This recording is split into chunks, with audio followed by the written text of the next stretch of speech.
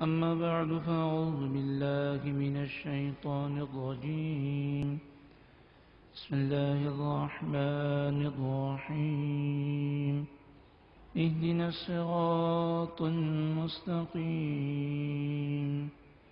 صراط الذين أنعمت عليهم غير المغضوب عليهم ولا الضالين.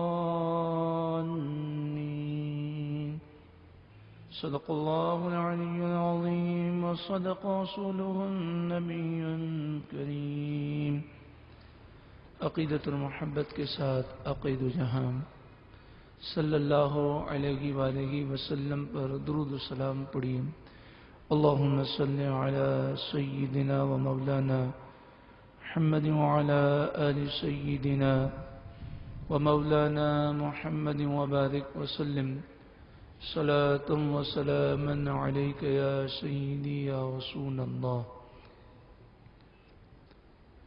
محترم اور پیارے بھائیوں، الحمدللہ آج جو ہمارا عنوان ہے وہ حضرت صدیق اکبر رضی اللہ تعالیٰ عنہ کی شان اور آپ کا تذکرہ ہے. 22 جمادی الاخرہ حضرت صدیق اکبر رضی اللہ تعالیٰ عنہ کا یوم وصال ہے، یوم شہادت ہے، اور شہادت کس اعتبار سے ہے اس کا ذکر ہم سماعت کریں گے. صدیق اکبر رضی اللہ تعالیٰ عنہ کے ذکر کو اس نشست میں کیوں رکھا گیا؟ یہ نشست تو معاشرتی برائیوں کے خلاف ایک نشست ہے.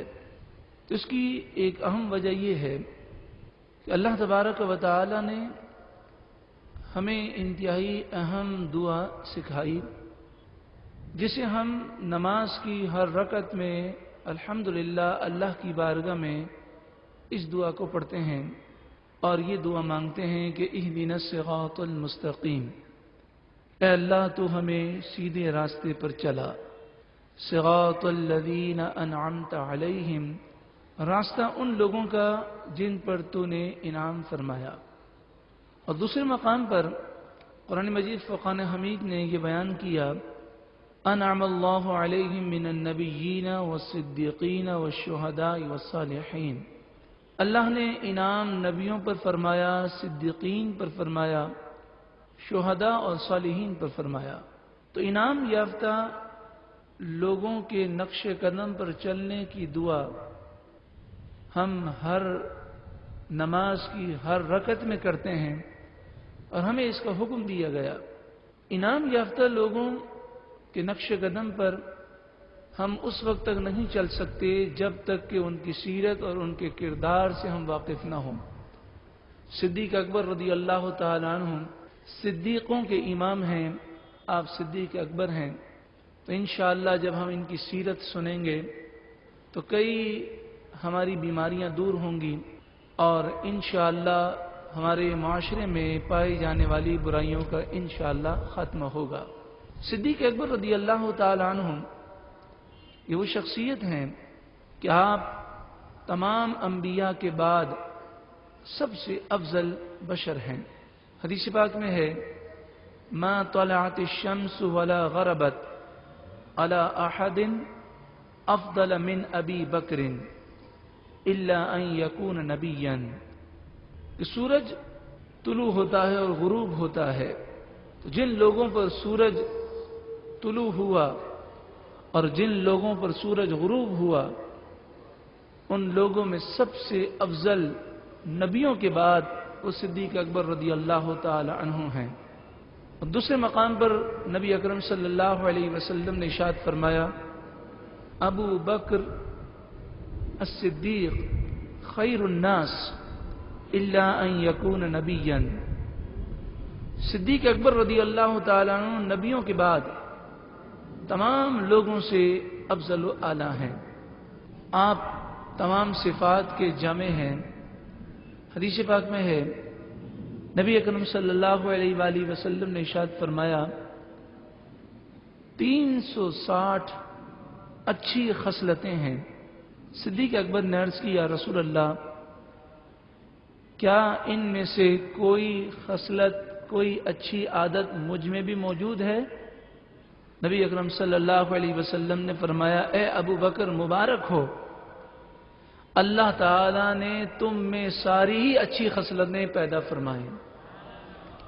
اللہ اور اس کے رسول کی بارگاہ میں آپ کی مقبولیت اور محبوبیت کا یہ عالم ہے کہ مقدس قرآن کی بہت سی آیات آپ کی شان میں نازل ہوئیں، اور احادیث طیبہ میں آپ کے فضائل اس کثرت سے بیان کیے گئے کہ تقریباً 181 حدیثیں خاص طور پر صدیق اکبر رضی اللہ تعالیٰ عنہ کے فضائل کے بارے میں ہیں۔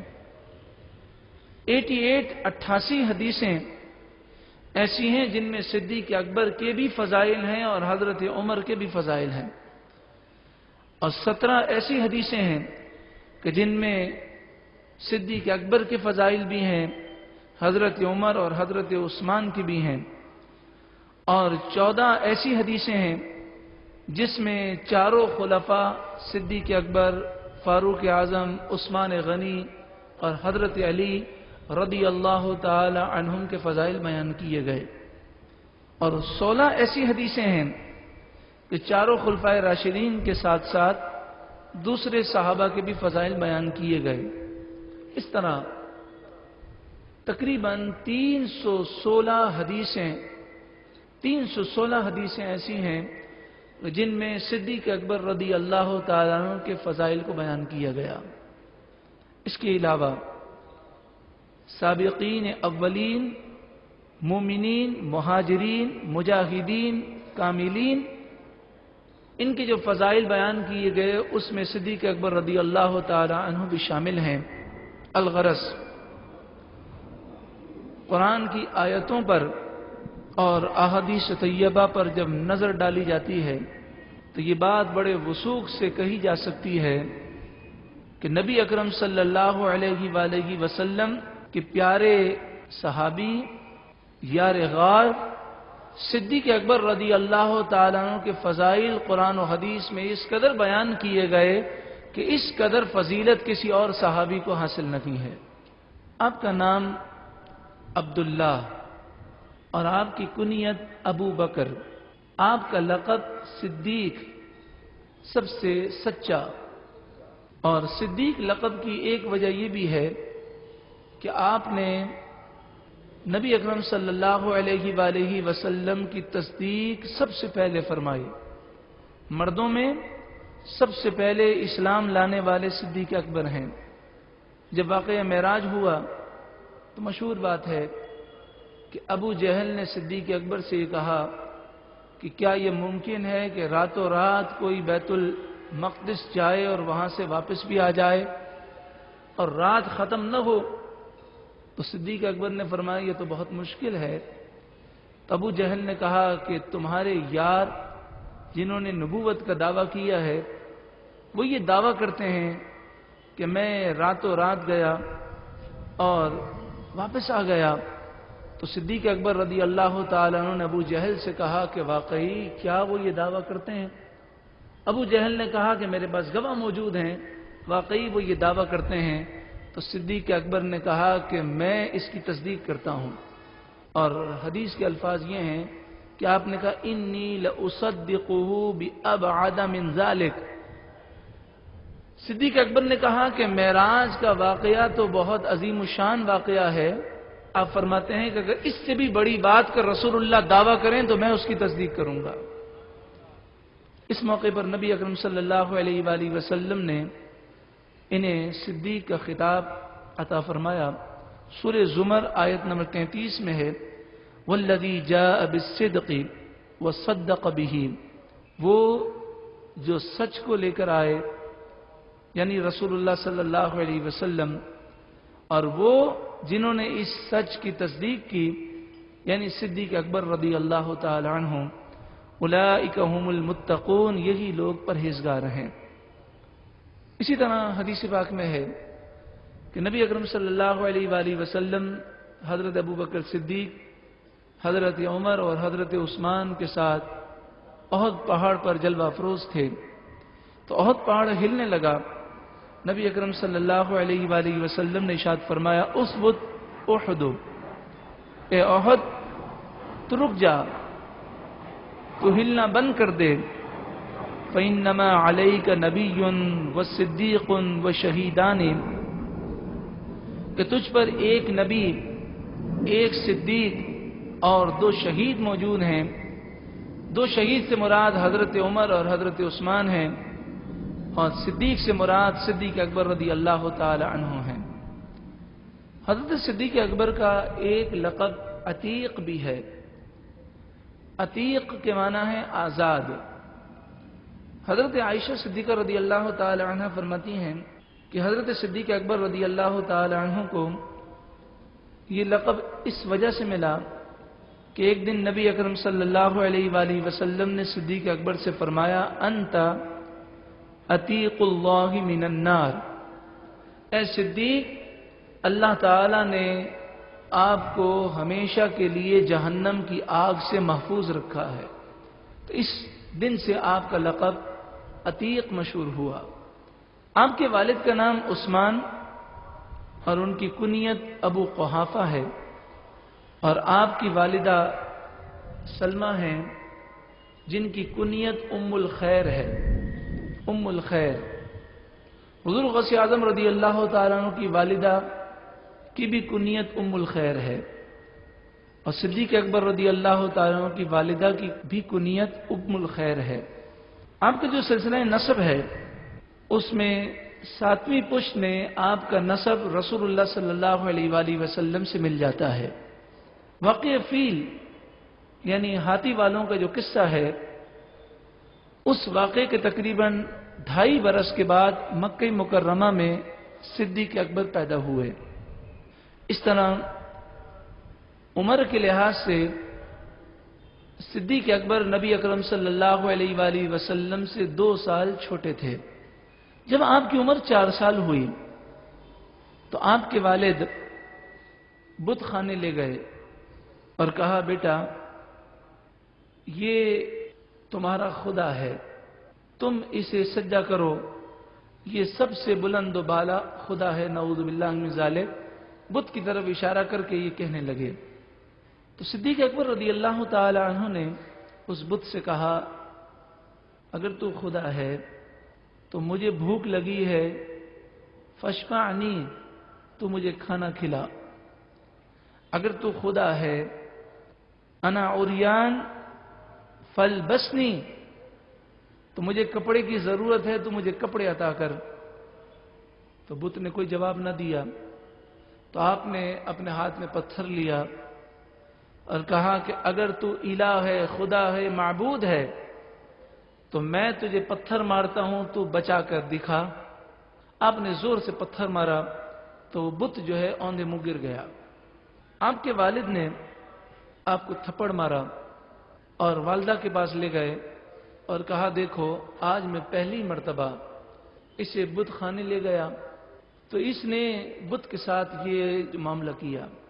والدہ نے کہا کہ آپ انہیں رہنے دیں، کیونکہ جس دن یہ پیدا ہوئے تو میں نے یہ آواز سنی، یا امت اللہ بالتحقیق ابشری بالولد العتیق اسمہ فی السماء الصدیق لمحمد صاحب و رفیق۔ میں نے یہ آواز سنی کہ اے اللہ کی کنیز، یہ بات سن لے اور خوش ہو جا کہ تو نے اس بچے کو جنم دیا ہے کہ جس کا نام آسمانوں میں عتیق ہے، اور یہ صدیق ہیں، اور یہ محمد کے ساتھی اور دوست ہوں گے صلی اللہ علیہ وسلم۔ آپ کی والدہ کہتی ہیں کہ میں نہیں جانتی کہ صدیق اور عتیق سے کیا مراد ہے اور محمد کون ہیں جن کے متعلق میں نے سنا۔ جب آپ کی والدہ اسلام لے آئیں تو نبی اکرم صلی اللہ علیہ وآلہ وسلم کی خدمت میں آئیں اور عرض گزار ہوئی کہ یا رسول اللہ صلی اللہ علیہ وسلم جب صدیق اکبر پیدا ہوئے تھے تو میں نے یہ آواز سنی تھی، تو اسی وقت جبریل امین کا نزول ہوا اور جبریل امین نے فرمایا ابو بکر کی والدہ نے سچ کہا، واقعی اس نے یہ آواز سنی تھی اور واقعی حضرت ابو بکر صدیق ہیں۔ تو معلوم یہ ہوا کہ صدیق اکبر رضی اللہ تعالیٰ عنہ نے زمانہ جاہلیت میں بھی بت پرستی نہیں کی۔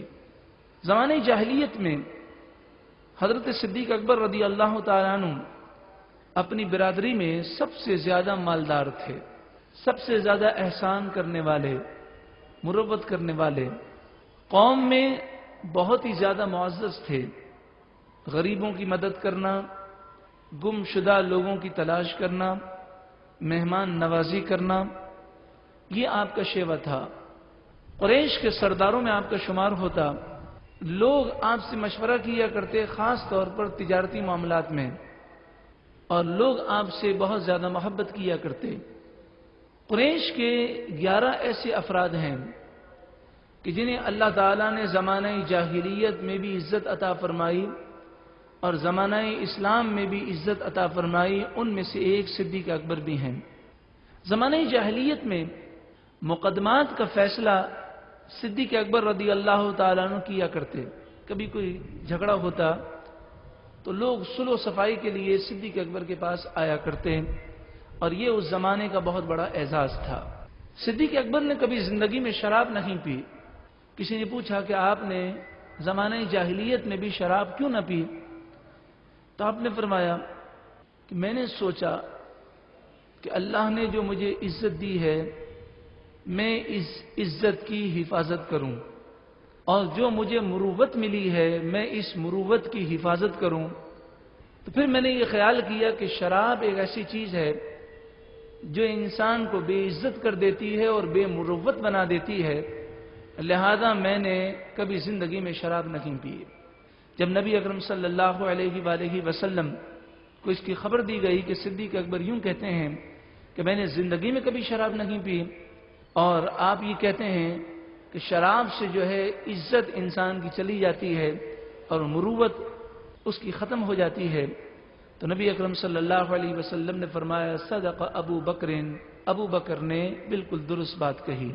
نبی اکرم صلی اللہ علیہ وآلہ وسلم کی رفاقت آپ کو بچپن سے حاصل تھی، اعلان نبوت سے پہلے بھی اور اعلان نبوت کے بعد بھی۔ نبی اکرم صلی اللہ علیہ وآلہ وسلم کے اخلاق کو جتنا قریب سے صدیق اکبر نے دیکھا، شاید ہی کوئی ہو جس نے اتنا قریب سے نبی اکرم صلی اللہ علیہ وآلہ وسلم کے اخلاق کی عمدگی کو اور عادات کی پاکیزگی کو اپنی آنکھوں سے اس قدر قریب سے دیکھا ہو۔ اب ایک دفعہ تجارت کی نیت سے ملک شام گئے تو آپ نے خواب دیکھا اس سفر میں کہ آسمان سے ایک نور گرا ہے خانہ کعبہ کے اوپر، اور پھر وہ نور اہل مکہ کے گھروں میں جانے لگا۔ صدیق اکبر کہتے ہیں کہ میں ایک راہب کے پاس گیا، یعنی یہودی عالم کے پاس، اور اس سے پوچھا کہ اس خواب کی تعبیر کیا ہے؟ تو اس نے جو جواب دیا میں اس جواب سے مطمئن نہ ہوا اور میں واپس آ گیا۔ ایک پریشانی کی کیفیات تھیں کہ اس خواب کی تعبیر کیا ہے۔ پھر جب آئندہ سال دوبارہ ملک شام کا سفر اختیار کیا، اتفاق ایسا ہوا کہ آپ کہتے ہیں کہ میں راستہ بھٹک گیا، میرے ساتھ میرا ایک غلام تھا، ہم دونوں راستہ بھٹک گئے، جنگل ویرانوں میں ہم گھومتے رہے، رات کا اندھیرا تھا، تو اس جنگل میں ہمیں ایک مکان نظر آیا، اس مکان پر دستک دی تو ایک شخص نکلا اور اس نے کہا کہ اس رات کے پہر تم یہاں کیا کر رہے ہو؟ تو آپ نے فرمایا مکہ مکرمہ کی اس وادی سے ہمارا تعلق ہے کہ جس میں اللہ کا گھر ہے اور جس کی زیارت کے لیے لوگ دور دراز سے آتے ہیں، ہم راستہ بھٹک گئے ہیں، اگر آپ ایک رات اس گھر میں گزارنے کی اجازت دے دیں۔ تو اس شخص نے کہا کہ میں خادم ہوں، اس گھر کا مالک نہیں ہوں۔ اس گھر کا جو مالک ہے اس کی عمر بہت زیادہ ہو چکی ہے، تقریباً 100 سال سے تو وہ یہیں پر اللہ کی عبادت کر رہا ہے، وہ راہب ہے، اور تقریباً 25 سال تو مجھے اس کی خدمت میں ہو گئے۔ تو کہا آپ جائیے اس سے کہیے کہ وہ مجھے اجازت دے دے۔ تو اس راغب کے خادم نے کہا بات دراصل یہ ہے کہ یہ راہب جو ہے یہ شرط لگاتا ہے کہ میرے عبادت خانے میں وہی رات گزار سکتا ہے جس نے زندگی میں کبھی شراب نہ پی ہو اور کبھی بت پرستی نہ کی ہو اور کبھی اس نے گناہ نہ کیا ہو۔ تو صدیق اکبر رضی اللہ تعالی عنہ نے فرمایا کہ ایسا کیوں کہتا ہے؟ تو اس خادم نے کہا کہ ایک شخص گناہگار شخص اس کے عبادت خانے میں رات گزار کر گیا تو اس کی نحوست کا اثر اس راہب پر کئی سالوں تک رہا۔ آپ نے فرمایا کہ کوئی آدمی کہ نیک یا بد ہونے کی خبر راہب کو کیسے ہوگی؟ تو اس خادم نے کہا کہ جس طرح گناہوں کی نحوست کا اثر اس نے محسوس کیا تو اسی طرح لوگوں کی نیکی کا اثر بھی وہ محسوس کرتا ہے۔ یہ راغب وہ تھا کہ جو آسمانی دین پر واقعی قائم تھا اور وہ آسمانی کتابوں پر صحیح طور پر ایمان لانے والا تھا۔ صدیق اکبر نے فرمایا اس سے پوچھو کیا وہ مجھے اجازت دیتا ہے؟ وہ اندر گیا اور راہب سے کہنے لگا کہ ایک شخص باہر کھڑا ہے، اس کے ساتھ اس کا غلام بھی ہے اور وہ یہ کہتا ہے کہ رات گزارنے کی اجازت دی جائے اور میرا تعلق مکہ مکرمہ سے ہے۔ مکہ مکرمہ کی بستی کا تعارف اس نے راہب کو کروایا۔ راہب نے اپنے ذہن پر زور دیا اور کہنے لگا کہ اس کے پاس جاؤ اور اس سے اس کا مشہور نام پوچھ کر آؤ۔ وہ خادم آیا اور صدیق اکبر سے پوچھتا ہے کہ آپ کو لوگ کس نام سے یاد کرتے ہیں؟ تو آپ نے کہا کہ میرا نام تو عبداللہ ہے لیکن لوگ مجھے اکثر ابو بکر کہتے ہیں۔ وہ خادم پھر گیا اور کہنے لگا کہ ابو بکر کے نام سے مشہور ہے۔ تو راہب نے سر پر اپنے ہاتھ کو رکھا اور کافی دیر تک وہ سوچتا رہا، پھر اپنی صندوق کھولی اور اس میں سے ایک کتاب نکالی جو بہت زیادہ بوسیدہ تھی۔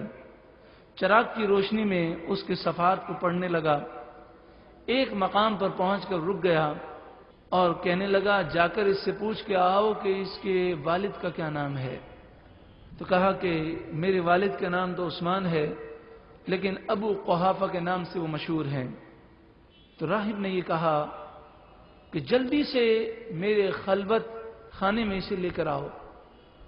وہ شخص پریشان ہوا، راہب کا جو خادم تھا وہ یہ سوچنے لگا کہ کہیں غلطی تو نہیں ہو گئی کہ راہب جو ہیں وہ اپنے عبادت خانے میں اگر کسی کو رات گزارنے بھی دیتے ہیں تو الگ کمرے میں، ان کے خلوت خانے میں کسی کو جانے کی اجازت نہیں ہوتی۔ تو کہا آپ نے کیا کہا؟ تو کہا ہاں میں یہ کہتا ہوں کہ اسے میرے خلوت خانے میں لے کر آؤ۔ تو وہ گیا اور کہا کہ آپ کو بلا رہے ہیں، اور بڑے تعجب کی بات ہے 25 سال میں ان کی خدمت میں رہا ہوں، یہ راہب کسی سے کلام نہیں کرتے، کوئی آئے جائے وہ اس کی پرواہ نہیں کرتے، لیکن آج بڑا معاملہ ہے کہ چراغ کی روشنی میں کتابوں کے ورق جو ہیں وہ گھماتے ہیں اور پھر آپ کا نام سن کر ان کے چہرے پر جو خوشی کے آثار ہیں، 100 سال سے ان کی عمر جو ہے اوپر ہے، لیکن جب صدیق اکبر اندر داخل ہوئے تو دیکھا کہ وہ راہب بڑی مشکل سے سہارا لے کر کھڑا ہے اور صدیق اکبر کا کھڑے ہو کر استقبال کر رہا ہے۔ حضرت صدیق اکبر نے دیکھا کہ اس قدر یہ بوڑھا راہب ہے کہ اس کی پلکیں یہ اٹھ نہیں رہیں۔ اس صدیق اکبر کو دیکھنے کے لیے اپنے ہاتھوں سے پلکوں کو اٹھا رہا ہے اور ورق کو گھما رہا ہے اور صدیق اکبر کے چہرے کو بار بار دیکھ رہا ہے۔ پھر وہ کتاب میں سے پڑھتے پڑھتے کہتا ہے کہ اپنا سیدھا ہاتھ مجھے دکھائیے۔ سیدھے ہاتھ کو چراغ میں دیکھنے لگا اور صدیق اکبر رضی اللہ تعالیٰ عنہ کے سیدھے ہاتھ میں جو تل تھا اس تل پر بوسے لینے لگا اور کہا کہ مبارک ہو تمہیں، تم وہ شخصیت ہو کہ جب نبی آخر الزمان صلی اللہ علیہ وآلہ وسلم نبوت کا دعویٰ فرمائیں گے تو تم ان پر سب سے پہلے ایمان لانے والے ہو اور تم ان کے رفیق ہو اور تمہیں دنیا میں بھی اور آخرت میں بھی ان کا ساتھ اللہ تعالی نصیب فرمائے گا۔ صدیق اکبر نے رات گزاری، جب صبح ہوئی آپ جب جانے لگے تو وہ راہب زار و قطار رونے لگا اور آپ کو رخصت کیا۔ جب صدیق اکبر رضی اللہ تعالیٰ عنہ سفر کر کے مکہ مکرمہ پہنچے تو جیسے ہی مکے میں داخل ہوئے ابو جہل آپ کے پاس آیا اور کہنے لگا بڑا عجیب معاملہ ہو گیا کہ تمہارے دوست جو ہیں، تمہارے جو یار ہیں محمد صلی اللہ علیہ وسلم، انہوں نے نبوت کا دعویٰ کر دیا، تمہاری اس بارے میں کیا رائے ہے؟ تو صدیق اکبر رضی اللہ تعالیٰ عنہ نے اسے جو چاہا جواب دیا اور پھر نبی اکرم صلی اللہ علیہ وآلہ وسلم کی خدمت میں حاضر ہوئے۔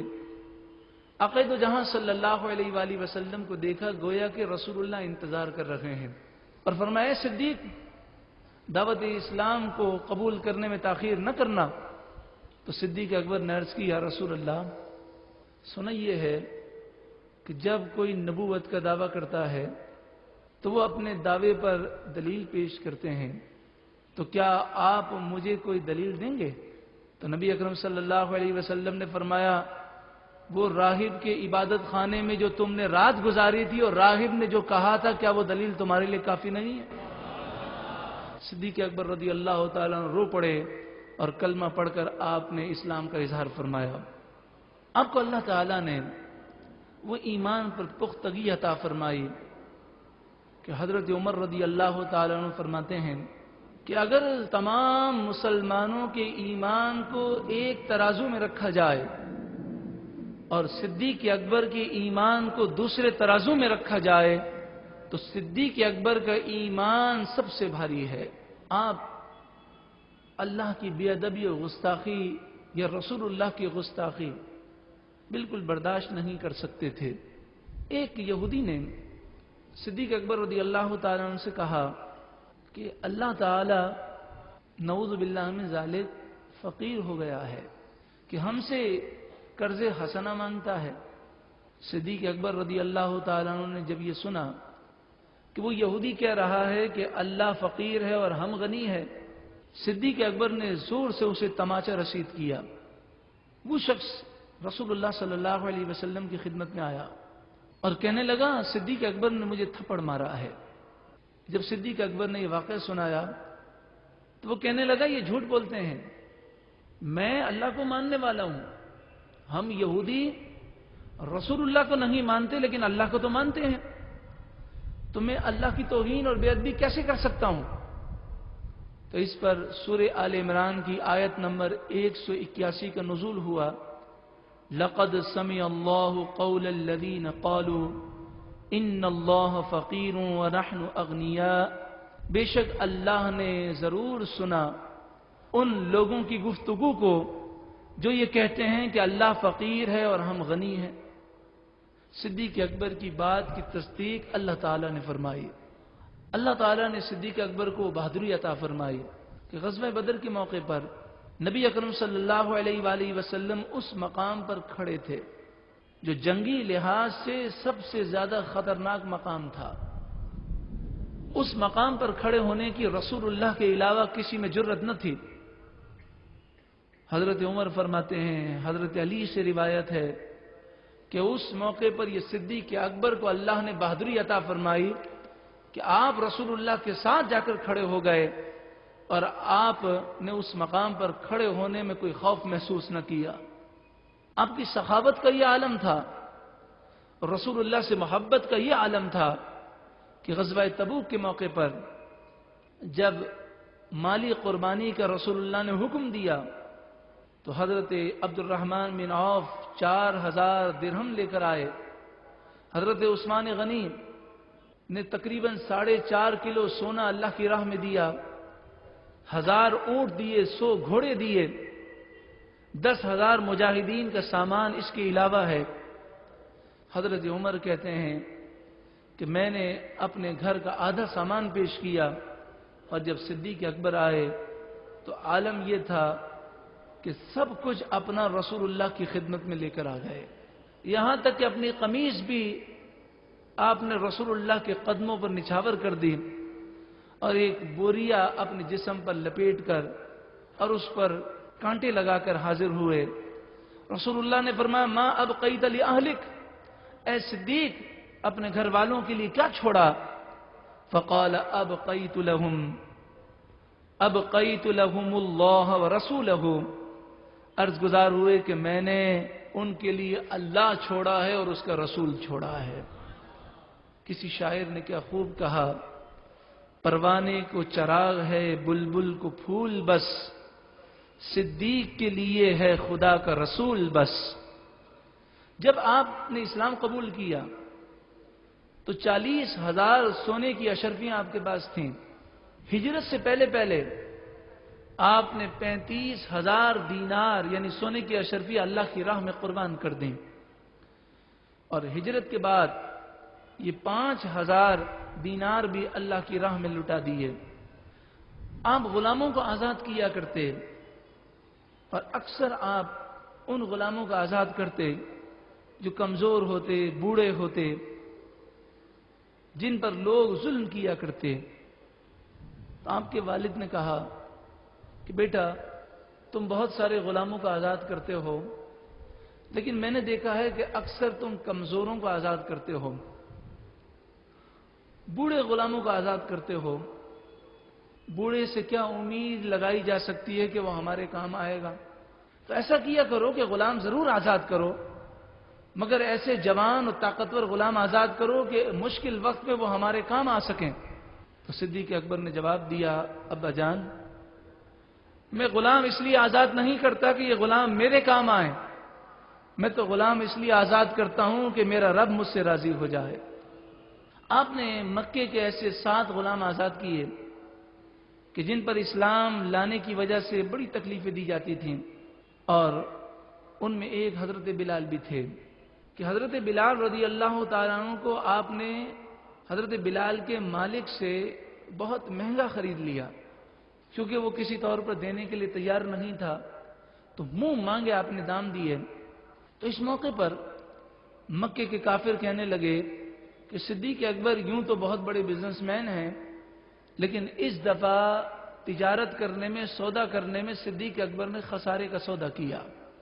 کسی نے کہا لگتا یہ ہے کہ حضرت بلال کے آبا و اجداد میں سے کسی نے صدیق اکبر پہ احسان کیا ہوگا، اس احسان کا بدلہ وہ چکا رہے ہیں۔ قرآن کی آیات نازل ہوئیں، سورہ لیل ارشاد فرمایا فَأَمَّا مَنْ أَعْطَى وَاتَّقَى، پس بہرحال جس نے مال اللہ کی راہ میں دیا اور تقوی اور پرہیزگاری اختیار کی، وَصَدَّقَ بِالْحُسْنَى، اور بھلائی کی تصدیق کی، اسلام کی تصدیق کی، فَسَنُيَسِّرُهُ لِلْيُسْرَى، پس عنقریب ہم اسے آسانی مہیا کریں گے۔ آگے ارشاد فرمایا وَسَيُجَنَّبُهَا الْأَتْقَى، اور عنقریب جہنم سے ہم اسے دور رکھیں گے جو سب سے زیادہ پرہیزگار ہے، یعنی صدیق اکبر۔ الَّذِي يُؤْتِي مَالَهُ يَتَزَكَّى، یہ وہ ذات ہیں کہ جو اللہ کی راہ میں مال خرچ کرتے ہیں تاکہ مزید پاکیزگی نصیب ہو۔ وَمَا لِأَحَدٍ عِندَهُ مِن نِعْمَةٍ تُجْزَى، یہ مال اس لیے خرچ نہیں کرتے کہ کسی احسان کا بدلہ چکایا جائے، إِلَّا ابْتِغَاءَ وَجْهِ رَبِّهِ الْأَعْلَى، یہ تو مال اس لیے خرچ کرتے ہیں تاکہ اللہ رب العالمین کی رضا حاصل ہو جائے۔ وَلَسَوْفَ يَرْضَى، اور ان قریب اللہ انہیں اتنا دے گا کہ وہ راضی ہو جائیں گے۔ نبی اکرم صلی اللہ علیہ وآلہ وسلم نے ارشاد فرمایا کہ مجھے صدیق اکبر کے مال نے اتنا نفع دیا کہ اتنا نفع کسی اور کے مال نے نہیں دیا۔ میں نے ہر ایک کے احسان کا بدلہ چکا دیا، اور صدیق اکبر کے احسان کا بدلہ کل بروز قیامت اللہ چکائے گا۔ وَلَوْ كُنْتُ مُتَّخِذًا خَلِيلًا، اگر میں کسی کو خلیل بناتا تو صدیق اکبر کو خلیل بناتا، لیکن وہ تو میرے دوست ہیں، میرے ساتھی ہیں، اور میرا خلیل اللہ ہے۔ خلیل کے معنی یہ ہوتے ہیں کہ انسان ہر وقت جس کی محبت میں گم رہے۔ تو آپ نے فرمایا کہ صدیق اکبر کا وہ مقام ہے کہ اگر دنیا میں کسی کو خلیل بناتا تو صدیق اکبر کو بناتا۔ آپ کو یہ شرف حاصل ہے کہ نبی اکرم صلی اللہ علیہ وآلہ وسلم نے اپنے ظاہری وصال سے پہلے صدیق اکبر کو حکم دیا کہ مسلمانوں کی امامت کروائیں، اور صدیق اکبر نے 17 نمازیں رسول اللہ کی موجودگی میں مسجد نبوی شریف میں پڑھائیں، اور ایک نماز تو خود رسول اللہ صلی اللہ علیہ وسلم نے صدیق اکبر کو شرف اور مقام دینے کے لیے خود ان کے پیچھے ادا فرمائی۔ 9 ہجری میں جب حج فرض ہوا تو 9 ہجری میں سب سے پہلے امیر حج صدیق اکبر کو بنایا گیا۔ رسول اللہ کے وصال پر صحابہ کو حوصلہ دینے والے صدیق اکبر ہیں، اور ایک خطبہ صدیق اکبر نے دیا تو صحابہ کرام کو اللہ تعالیٰ نے اس خطبے کی برکت سے حوصلہ عطا فرمایا۔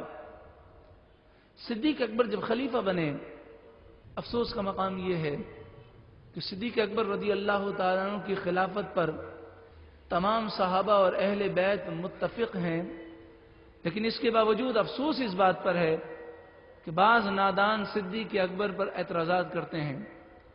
حالانکہ آپ دیکھیں جو صدیق اکبر کے مخالف ہیں انہوں نے بھی یہ بات لکھی ہے کہ صدیق اکبر نے خود خلافت کا اعلان نہیں کیا، بلکہ صحابہ کرام علیہم رضوان نے خود آگے بڑھ کر آپ کے ہاتھ پر بیعت کی ہے، اور جب صدیق اکبر کے ہاتھ پر بیعت شروع ہوئی تو صحابہ اس پر متفق ہو گئے۔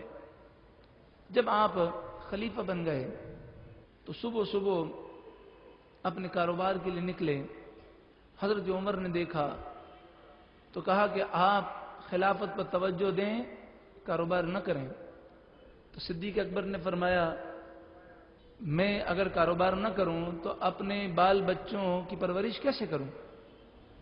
تو حضرت عمر رضی اللہ تعالیٰ عنہ نے شورا کا اجلاس بلایا، اور پھر یہ فیصلہ ہوا کہ صدیق اکبر رضی اللہ تعالیٰ عنہ کا وظیفہ بیت المال سے مقرر کیا جائے۔ اب دیکھیں، آپ ایک بزنس مین تھے، آپ لاکھوں کا کاروبار کرتے، لیکن جب آپ خلافت کا وظیفہ لینے لگے تو آپ نے فرمایا مجھے وہ تنخواہ دو، ایک عام مزدور جو کماتا ہے مجھے وہ عطا کرو۔ سال بھر میں 2 جوڑے سردی کے آپ لیتے اور 2 جوڑے گرمی کے، لیکن قاعدہ یہ تھا کہ جو کپڑا پرانا ہو گیا پہلے آپ بیت المال میں وہ جمع کرائیں گے، پھر نیا جوڑا آپ کو سردی کا ملے گا۔ آپ کی زوجہ نے ایک دن ایک اچھا کھانا پکایا تو آپ نے فرمایا کہ وظیفے میں تو اتنی گنجائش نہیں ہوتی، یہ کھانا کہاں سے آیا؟ تو کہا کہ جو وظیفہ ملتا تھا تھوڑا تھوڑا میں بچا لیتی تھی، تو آج کچھ رقم جمع ہو گئی تو اس سے میں نے یہ اعلیٰ کھانا پکا لیا۔ تو آپ نے فرمایا اس کا مطلب یہ ہوا کہ اتنی مقدار وظیفے کی زائد ہے، آپ نے یہ آرڈر جاری کر دیا اب بیت المال سے مجھے جو تنخواہ دی جائے وہ اتنی کم دی جائے۔ جب آپ کا وصال ہونے لگا تو سبحان اللہ، آپ نے پہلی وصیت کیا فرمائی؟ آپ نے فرمایا خلافت کے دوران میں نے جو وظیفہ بیت المال سے لیا ہے میری فلاں زمین بیچ دینا، اور اس زمین سے جو رقم حاصل ہو اس سے وہ ساری رقم بیت المال میں جمع کر دینا، تاکہ جو میں نے وظیفہ لیا ہے وہ واپس بیت المال میں جمع ہو جائے۔ دوسری وصیت یہ فرمائی کہ بیت المال سے میں نے 3 چیزیں لی ہیں، ایک حبشی غلام جو مجاہدین کی تلواروں کو تیز کرتا ہے، ایک چادر، اور ایک پانی بھرنے والی اونٹنی۔ جب میرا انتقال ہو جائے تو اے گھر والوں تمہارا اس پر حق نہیں ہے۔ جو خلیفہ بنے حضرت عمر رضی اللہ تعالیٰ عنہ گویا کہ ان کے بارے میں فرمایا کہ ان کے پاس لے جانا اور یہ چیزیں ان کے پاس جمع کروا دینا۔ سوچئے کہ صدیق اکبر رضی اللہ تعالیٰ عنہ کی سوچ آج اگر ہم سب میں اور خصوصاً حکمرانوں میں پیدا ہو جائے تو کیا کشکول لے کر دنیا بھر سے بھیک مانگنے کی حاجت رہتی ہے؟ آپ نبی اکرم صلی اللہ علیہ وآلہ وسلم سے اس قدر محبت کرتے کہ نبی اکرم صلی اللہ علیہ وآلہ وسلم کے متعلق آپ ارشاد فرماتے ہیں کہ 3 چیزیں مجھے بہت پیاری ہیں. حضرت صدیق اکبر فرماتے ہیں 3 چیزوں سے مجھے بڑی محبت ہے. نمبر 1 النظر الی وجہ رسول اللہ کے چہرے کا دیدار کرنا. وانفاق مالی علی رسول اللہ کے قدموں پر اپنا مال نچھاور کرنا. وان یکون ابنتی تحت رسول اللہ. اور تیسرا جو مجھے شرف حاصل ہے وہ یہ ہے کہ میری بیٹی رسول اللہ کی زوجیت میں داخل ہے. حضرت صدیق اکبر رضی اللہ تعالیٰ عنہ نے غار ثور کے موقع پر اپنی جان کا نذرانہ رسول اللہ پر پیش کیا، اور غار میں آپ پہلے داخل ہوئے. مشہور واقعہ ہے. آپ نے فرمایا تاکہ موذی جانوروں سے رسول اللہ کو تکلیف نہ ہو. رسول اللہ حضرت صدیق اکبر کی پیٹھ پر سوار ہوئے اور صدیق اکبر نے غار ثور تک، جو کہ ہزاروں فٹ کی بلندی پر ہے، رسول اللہ صلی اللہ علیہ وآلہ وسلم صدیق اکبر کے اوپر سوار ہوئے اور وہ رسول اللہ کو لے کر غار ثور تک پہنچے. اس وجہ سے تاکہ کفار جو ہیں وہ 2 آدمیوں کے قدم کے نشان دیکھیں گے تو وہ تعاقب میں پہنچ جائیں گے. سانپ نے ڈس لیا، جان جانے کا خطرہ تھا، لیکن رسول اللہ کی محبت میں اپنا انگوٹھا نہیں ہلایا. نبی اکرم صلی اللہ علیہ وآلہ وسلم کی وصال کے بعد معاملہ ایسا ہوا کہ چاروں طرف کے جو قبائل تھے ان میں سے بے شمار قبیلے مرتد ہو گئے اور وہ مدینہ منورہ پر حملہ کرنے کی تیاری کرنے لگے. کچھ قبیلوں نے زکوٰۃ کو ماننے سے انکار کر دیا اور کچھ نبوت کے جھوٹے دعوے دار پیدا ہو گئے. اس عالم میں ایک وہ موقع آیا جب عقل کی دوڑ ختم ہو جاتی ہے کہ حضرت اسامہ بن زید رضی اللہ تعالیٰ عنہ کو نبی اکرم صلی اللہ علیہ وسلم نے ایک لشکر کے ساتھ جنگ کے لیے بھیجا تھا، اور یہ مدینہ منورہ سے بہت دور جا رہا تھا. راستے میں جب انہیں اطلاع ملی کہ رسول اللہ کا وصال ہو گیا تو وہ لشکر احتیاطاً مدینہ منورہ آ گیا کہ شاید مدینہ منورہ کے رہنے والوں کو اس لشکر کی ضرورت ہو، شاید مدینہ منورہ کی حفاظت کے لیے اس لشکر کی ضرورت ہو. اب تمام صحابہ کرام علیہم رضوان یہ کہہ رہے تھے کہ دوبارہ اس لشکر کو نہ بھیجا جائے، اور عقل کا بھی یہی تقاضا تھا کہ چاروں طرف دشمن کی یلغار ہے، مدینہ منورہ پر حملہ کرنے کی تیاریاں ہو رہی ہیں، اور کئی قبائل مرتد ہو چکے ہیں، نبوت کے جھوٹے دعوے دار پیدا ہو چکے ہیں. مدینہ منورہ کے سارے مرد اگر مدینہ منورہ سے نکل جاتے ہیں اور مدینہ منورہ مجاہدین سے خالی ہو جاتا ہے تو عقل یہ کہتی ہے کیسا نہیں کرنا چاہیے. لیکن صدیق اکبر رضی اللہ تعالیٰ عنہ نے یہاں کام عشق رسول سے لیا. آپ نے کہا کہ رسول اللہ صلی اللہ علیہ وسلم نے جس لشکر کو روانہ کیا، ابو قحافہ کے بیٹے کی یہ مجال نہیں، یہ جرت نہیں کہ رسول اللہ صلی اللہ علیہ وسلم جس لشکر کو روانہ کرے ابو قحافہ کا بیٹا اس لشکر کو روک لے. یہاں تک کہ فرمایا پرندے میری لاش کے ٹکڑے اگر کھائیں تو بھی مجھے اس کی پرواہ نہیں، میں اسامہ بن زید کے لشکر کو ضرور روانہ کروں گا. اور پھر دنیا نے یہ دیکھا کہ عجیب معاملہ تھا کہ جب یہ لشکر روانہ ہوا تو اللہ تعالیٰ نے کافروں پر اور مرتدین پر اس لشکر کا ایسا روب طاری کر دیا، وہ سوچنے لگے کہ مسلمان کس قدر مضبوط ہیں، اور رسول اللہ کے وصال کے بعد اسلامی سلطنت میں کوئی بھونچال نہیں آیا. دیکھو اتنا بڑا لشکر سینکڑوں میل کے فاصلے پر جنگ لڑنے کے لیے بھیج رہے ہیں تو یقیناً اس سے بڑا لشکر مدینے میں ہوگا. اللہ نے عشق رسول کی برکت سے ایسا روب طاری کر دیا کہ مدینہ منورہ پر حملہ کرنے کا ارادہ انہوں نے چھوڑ دیا. پھر آیا زکوٰۃ کے مانعین سے جہاد کا معاملہ. تو آپ سے یہ کہا گیا کہ ابھی حالات صحیح نہیں، آپ رہنے دیں، تو آپ نے فرمایا کہ جو رسول اللہ کے دور میں بکری کا چھوٹا بچہ بھی وہ دیتے تھے، اگر وہ زکوٰۃ دینے سے انکار کریں گے تو ابو بکر ان سے جہاد کرے گا۔ 9 مہینے تک آپ کا یہ جہاد کا سلسلہ جاری رہا، اور اس 9 مہینے کے اندر الحمدللہ تمام فتنوں کو آپ نے ختم کر دیا۔ پیارے و محترم بھائیوں، آج آئیے ہم ذرا اپنا محاسبہ کریں۔ صدیق اکبر رضی اللہ تعالیٰ عنہ، آپ کی زندگی گویا کہ اس نعرے کی تشریح ہے، میرا تو سب کچھ آپ پر قربان ہے یا رسول اللہ۔ آپ نے جان قربان کی، مال قربان کیا، اپنی اولاد کو قربان کرنے کے لیے تیار ہوئے، آپ نے عشق رسول پر اپنی عقل کو قربان کیا، اور دنیا نے دیکھا کہ عشق رسول کو سربلندی نصیب ہوئی۔ لیکن آج ہم بھی یہ نعرہ لگاتے ہیں کہ میرا تو سب کچھ آپ پر قربان ہے یا رسول اللہ، لیکن ہمارا معاملہ کیا ایسا ہے؟ ہم اپنی جان کا نذرانہ کیا رسول اللہ کی خدمت میں پیش کرتے ہیں؟ کیا ہم اپنا مال رسول اللہ کے نام پر قربان کرنے کے لیے تیار ہیں؟ یا ہمارا تو یہ معاملہ ہے کہ سستی اور غفلت طاری ہے، صبح سے لے کر رات تک دنیا دنیا اور دنیا؟ کہیں ایسا تو ہمارا معاملہ نہیں کہ زبان سے عشق رسول کا دعویٰ ہے لیکن دل عشق رسول سے خالی ہے؟ وہ کیسا عاشق رسول ہو سکتا ہے کہ جو عشق رسول کا دعویٰ بھی کرے اور رسول اللہ کے دشمنوں یہودیوں اور عیسائیوں کی نقل کرے؟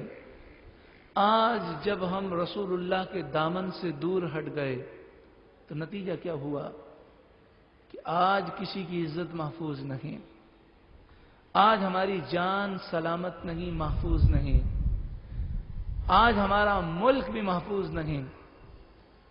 اگر رسول اللہ صلی اللہ علیہ وآلہ وسلم کے عشق سے ہم وابستہ ہو گئے تو جس طرح صدیق اکبر رضی اللہ تعالیٰ عنہ نے عشق رسول کے تحت جب قدم اٹھایا تو اللہ تعالیٰ نے مسلمانوں کا ایسا رعب طاری کیا کہ جو مدینہ منورہ کی ریاست کو مٹانے کا خواب دیکھ رہے تھے وہ اس خواب کو دیکھنا بھول گئے، اور اللہ تعالیٰ نے اسلام کو غلبہ عطا فرمایا۔ عشق رسول کی شمع جب ہم روشن کریں گے تو انشاءاللہ تعالی ہماری دنیا بھی سنور جائے گی اور آخرت بھی سنور جائے گی۔ اللہ تبارک و تعالی ہمیں صدیق اکبر کی زندگی سے فیض حاصل کرنے کی توفیق عطا فرمائے۔ صدیق اکبر رضی اللہ تعالیٰ عنہ کی زندگی کا ایک پہلو یہ بھی ہے کہ آپ کی زندگی انتہائی سادہ تھی، یہاں تک کہ خلافت سے پہلے بھی اور خلافت کے بعد بھی چھوٹی چھوٹی بچیاں بکریاں لے کر آ جاتی ہیں اور کہتی ہم سے ان بکریوں کا دودھ نہیں نکالا جا رہا، تو صدیق اکبر ذرا بھی شرم نہ کرتے اس معاملے میں کہ کسی کی خدمت کرنے میں انسان جھجک کیوں محسوس کرے، اور چھوٹا سا کام کو انسان چھوٹے کام کو معمولی کیوں سمجھے؟ آپ اپنے ہاتھ سے بکریوں کو دودھ نکال کر انہیں دیتے۔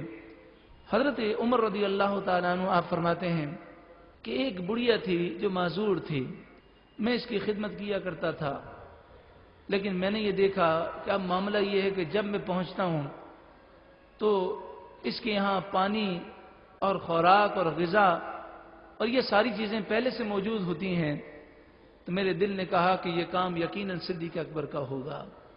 حضرت عمر صدیق اکبر کے وصال کے بعد جب خلیفہ بنے تو اب لوگوں سے پوچھتے تھے کہ صدیق اکبر کا عمل کیا ہے تاکہ آپ اس عمل کے مطابق زندگی گزاریں، تو کسی نے کہا کہ صدیق اکبر اس طرف جنگل کی طرف جاتے تھے، نہ جانے کیا معاملہ تھا۔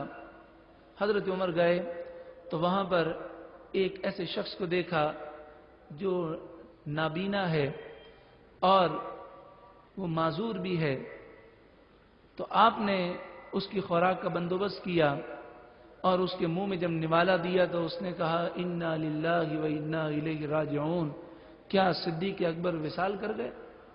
تو آپ نے فرمایا اے نابینا تجھے کیسے معلوم ہوا؟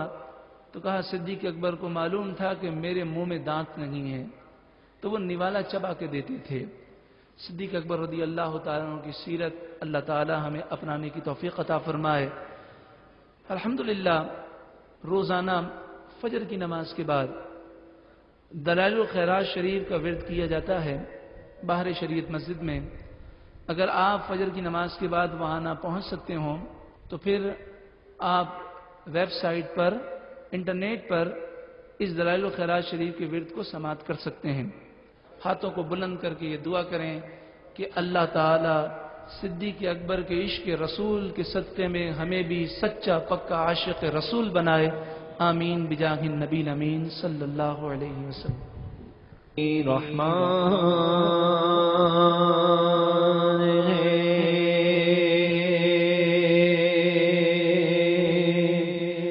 اسی کی رحمتوں کا سہارا ہے، جب وہ مہربان